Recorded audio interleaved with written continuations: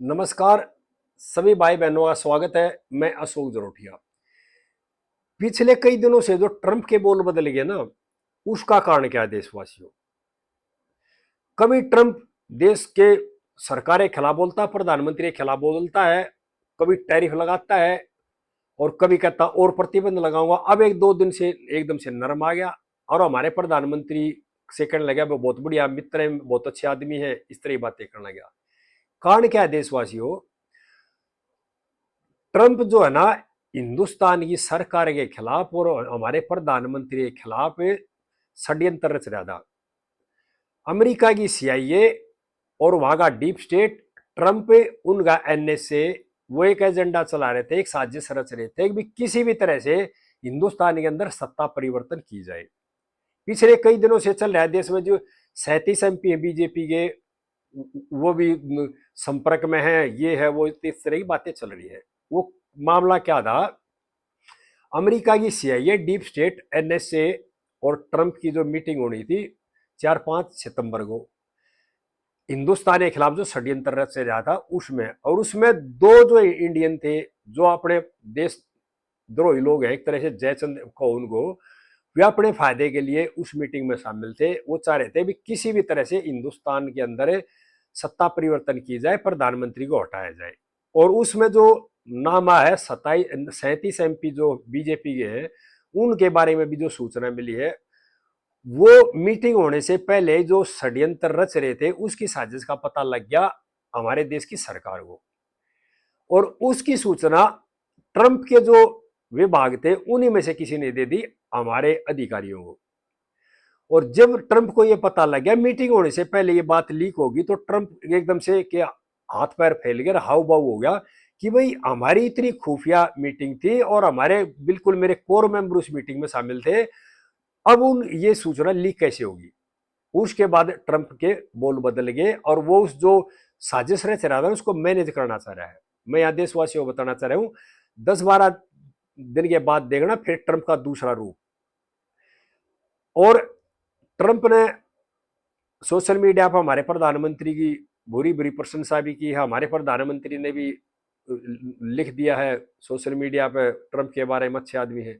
लेकिन अंदर की जो राजनीति चल रही है ना, उसके बारे में मोदी जी बहुत अच्छी तरह समझते हैं। क्योंकि ट्रंप ये चाह रहा था कि मोदी जी मेरे मित्र हैं और मैं चीन को काउंटर करने के लिए हिंदुस्तान के अंदर अपना एक बेस बनाऊंगा और मोदी जी मुझे जगह दे देंगे। उस को मानने के लिए हमारे प्रधानमंत्री ने, सरकार ने बिल्कुल मना कर दिया। उसके बाद जो ऑपरेशन सिंदूर हुआ, उसमें ट्रंप चाह रहे थे, जो जल्दबाजी में उन्होंने एकदम से ट्वीट कर दिया, सीज फायर करा दिया मैंने, वो चाह रहे थे मुझे नोबेल पुरस्कार के लिए अप्रोच करे हिंदुस्तानी प्रधानमंत्री मोदी जी।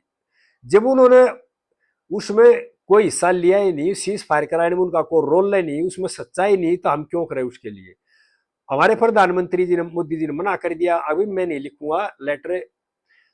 उससे ट्रंप और खफा खा गए। जब उनकी बातों में, उनके दबाव में हमारी सरकार, हमारे प्रधानमंत्री ने आए, तो उन्होंने फिर टैरिफ का भय दिखाया। टैरिफ से भी हम नहीं झुके। और एससीओ की मीटिंग में जिस तरह से चाइना और रसिया और भारत का जो मुलाकात हुई प्रधानमंत्री नेताओं की, उससे ट्रंप को और झटका लग गया और अमेरिका में विरोध होना शुरू हो गया ट्रंप के खिलाफ। और जो मीटिंग रखी थी, जो षड्यंत्र रच रहे थे अमेरिका के अंदर बैठकर, अमेरिका की CIA, deep state, Trump, NSA, उनके जो खुफिया अधिकारी थे और हमारे दो जयचंद थे, उनकी सारी जो बात लीक हुई। और उस लीक मीटिंग से पहले ट्रंप को पता लग गया तुम्हारी मीटिंग की सारी बातें हिंदुस्तान को पता लग गई है। उसके बाद ट्रंप ने भाषा बदल दी अपनी।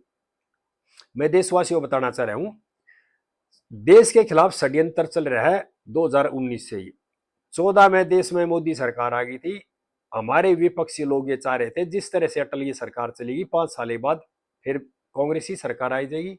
देश की जनता ने 2019 में फिर मोदी जी को वोट दे दी और बीजेपी पार्टी को सत्ता में रख दिया। उसके बाद फिर षड्यंत्र रचने शुरू हो गए। 2024 में फिर देश की जनता ने मोदी जी को जता के भेज दिया और सरकार बन गई एनडीए की।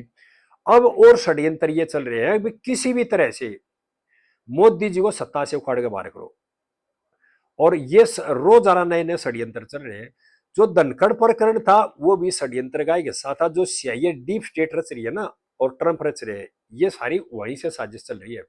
उसके बाद जो अभी ये नया मामला है, अभी 37 बीजेपी के जो MP है वो CIA डीप स्टेट के संपर्क में थे, ये भी उस षड्यंत्र का हिस्सा है। षड्यंत्र मामला क्या है? सिर्फ किसी भी तरह से हिंदुस्तान की सत्ता में फेरबदल करना है, परिवर्तन करना है, और जो हिंदुस्तान की जो पावर है ना उसको बदलना है। हिंदुस्तान की जो मुखिया है ना, प्रधानमंत्री, उनको सत्ता से बाहर करना है। सारा खेल इस पे है। क्यों?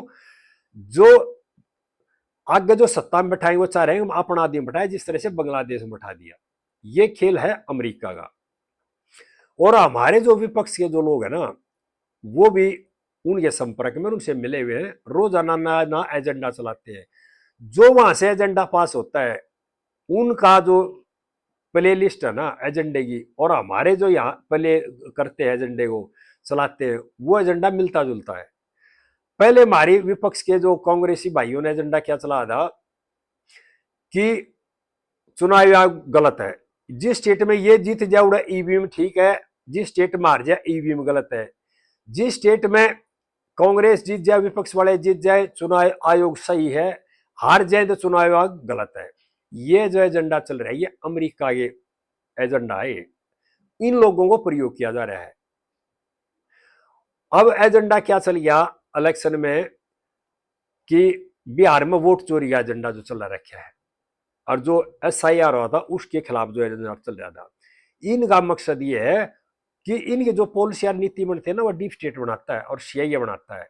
इनका सबका मिलकर एजेंडा ये है, भाई तुम्हारे को सत्ता में बैठाएंगे और तुम हमारे लिए काम करियो, बीजेपी सरकार को और मोदी सरकार को सत्ता से बाहर करेंगे। एजेंडा टोटली ये है, डीप स्टेट का भी, हमारे विपक्ष का भी। क्यों?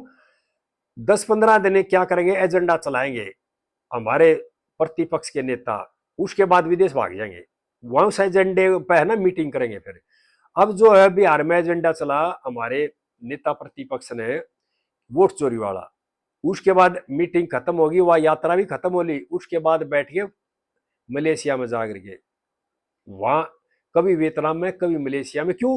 उनको ये पता है कि हिंदुस्तान में अगर मीटिंग करें कोई बात होगा, फोन भी टेप हो जाए। वो कहते नहीं मेरे फोन टेप हो जाते मेरे, भैया आपने सही बात करनी है तो फोन टेप खुले में करो, कोई टेप करो। मैं कह रहा हूँ मेरा फोन कोई टेप कर लो, अगर मेरे दिल में खोटा नहीं है, मैं स्पष्ट बात करूंगा, अपने परिवार से बात करूं, मित्रों से बात करूं, देश के फायदे के लिए बात करूं, देश के हित के लिए बात करूं, देश के विरुद्ध में बात करूंगा, और तो मुझे डर है, और जो देश के विरुद्ध बात कर रहा है उसका फोन टेप भी होना चाहिए।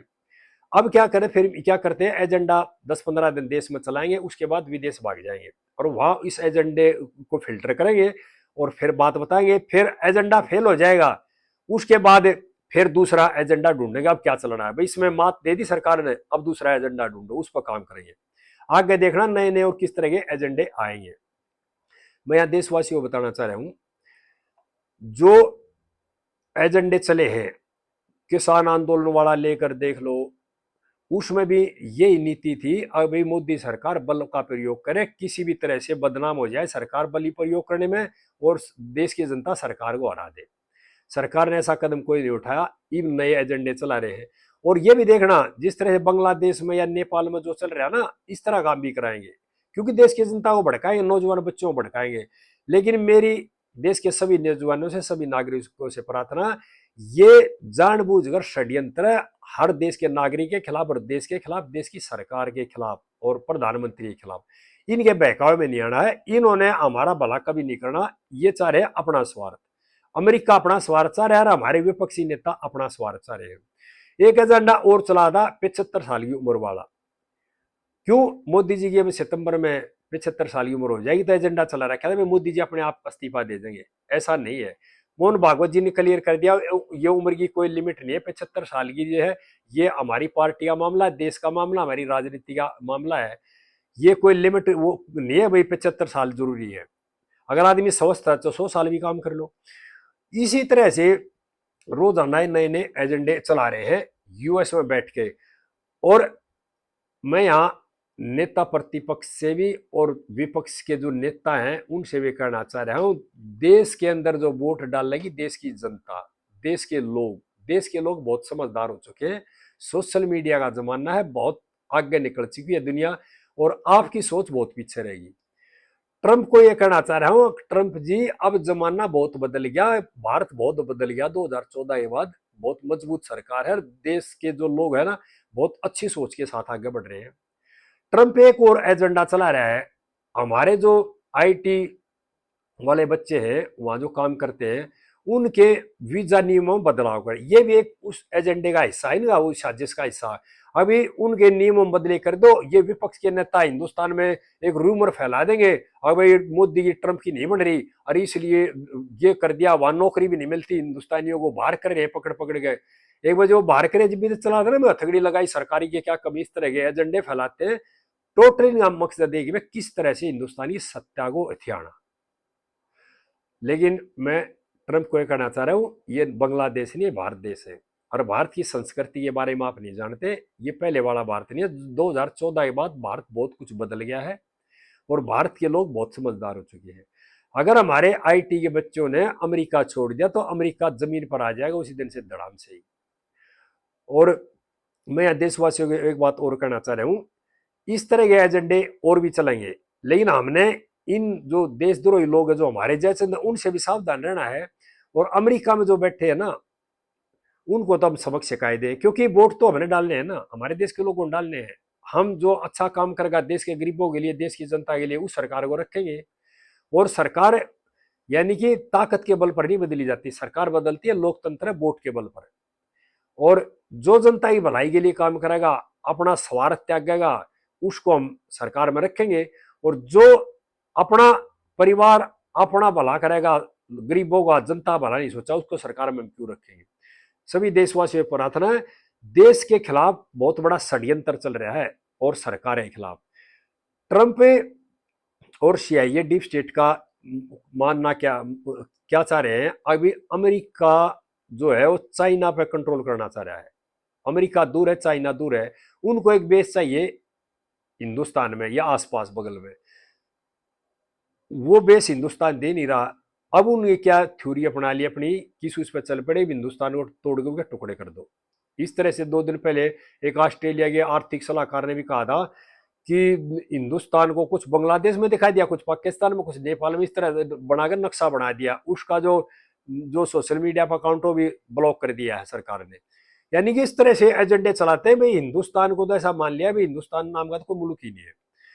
और इन लोगों का एजेंडा सिर्फ क्या है, हिंदुस्तान की जो मौजूदा सरकार है, जो हमारे प्रधानमंत्री है, वो बहुत अच्छा काम कर रहे हैं, दुनिया को बहुत पीछे छोड़ते चाह रहे हैं बड़ी स्पीड से। वो इस देश को रोकना चाह रहे हैं, इसकी उन्नति नहीं चाह रहे। मेन मकसद है ये उन लोगों का, क्योंकि जो विदेशों में बैठे लोग थे ना, वो भारत को लूट रहे थे, दोहन कर रहे थे भारत का। उनका जो वो लूटना फ्री का कमीशन खाते थे बीच में, तो वो सारी चीजें बंद होगी, ताला लग गया। जो हमारे जो जैसे थे सरकारों में बैठ के उनको भी फायदा पहुंचाते थे, अपना फायदा पहुंचाते थे और जनता का शोषण करते थे। ये खेल ये है देशवासियों। सभी देशवासियों से प्रार्थना है कि मौजूदा सरकार के साथ तन मन धन से खड़ा होना है। और जो ये स्वार्थी लोग है ना, विपक्षी, जो अपने परिवारवादी लोग अपना भला चाह रहे हैं, उनको सबक सिखाना है, उनके बहकाव में नहीं आना है। वो इस तरह के एजेंडे चलाते रहे, उन्हीं हर एजेंडे को फेल करना है। और आगे भाइयों के साथ इस तरह बातें फिर बताता रहूंगा। भाई सभी भाइयों से प्रार्थना है इस वीडियो को ज्यादा ज्यादा शेयर करें, और भाई मेरे चैनल को भी सब्सक्राइब भी करियो जिस भाई ने करा हो। जय हिंद देशवासियों।